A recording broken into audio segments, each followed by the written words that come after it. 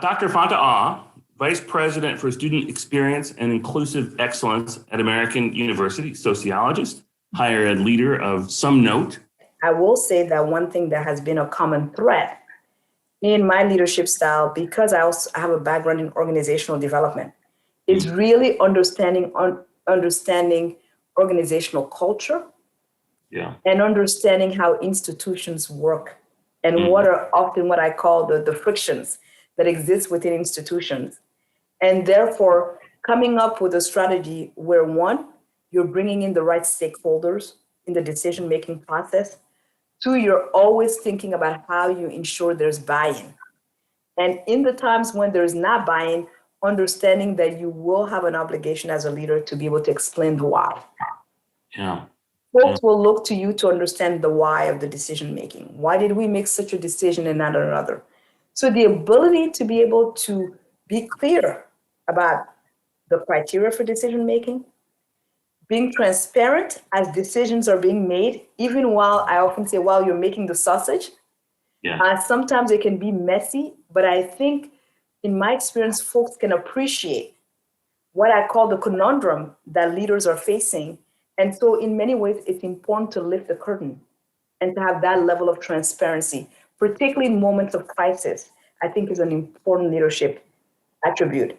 And that is something that I certainly saw amplified during the COVID period and continues to be amplified. And another piece is not being afraid to create new structures at the time when they're needed. This idea that business as usual, because there's so much change coming at us, that we should not introduce other changes is something I don't always believe in.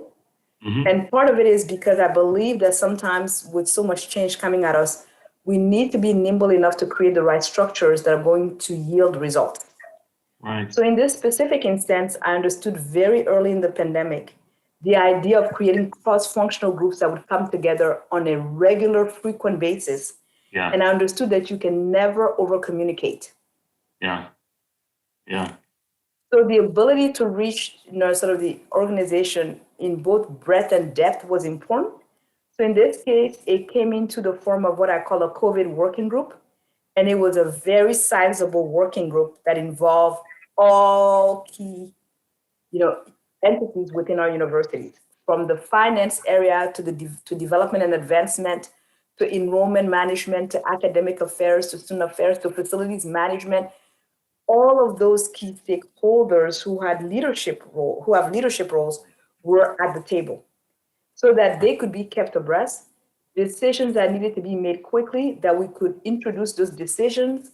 We could make sure that we had then the right stakeholders to be able to kind of take hold of it, get the right information to come back. So that ability to have an iterative process, but not have decisions held back was a very important framework for us during this period of time where we had so many decisions to make. There was not a day where there were not 10 or 20 things that I had to pay attention to. So it became a matter of how do we create the right structures? How do we bring the right stakeholders to the table? How do we communicate, and collaborate and coordinate? Those were essential part of the leadership, sort of what I would say philosophy and approach during this time. And it continues to be that as we move forward. One of the things that you find, particularly in leadership and organizations, is that you find where the gaps are. And once you find where those gaps are, you create the structures that can address those gaps. Once you've created those structures, then, for those who are directly impacted and involved, you can then make the case to them for why returning to business as usual is not an option. It's not in their interest. It's not in the interest of the institution, and it is not what is going to advance our overall goals and strategies. It's what I call the unstated rules of engagement in organizations, right? And people know, but it's not often stated and it's not written really anywhere, right? And it's implicit, sometimes it's explicit. But in this specific instance, it was understanding where are decisions made on an everyday basis? Who's making those decisions? How are they making those decisions? And then recognizing that that is sometimes very separate from position. And being also explicit with the group about why are you here? And how did you come to be at this table? And what are the expectations in being at this table? understanding that it's going to be a work in progress and that I would need to reaffirm again and again. And that in many ways, we would really, in many ways, have to continue to exercise those muscles. Because it doesn't come instinctively. You know, when all is said and done, we know this about our organization, we work in silos a lot of times. And also, even when we're not working in silos, people come to the table with what they see as in the interest of their unit, or what might be in the interest of those stakeholders. Right. To be able to move them from what is in the interest of those respective stakeholders to what is in the interest of the collective is really the work that needs to be done with a pandemic like this, when we know you need to be thinking the long haul. You really have to be mapping out the long haul. This piece about articulating the value and really the value proposition is key. It's really key and it's essential. And it's a human thing. It's really a human thing, right? We want to know what's our purpose. We want to know where we can have the biggest impact. And we want to have reassurance that it is working. And we also want to know that when things are not working, we have the leadership courage to make the change that is necessary. Yeah, that's great.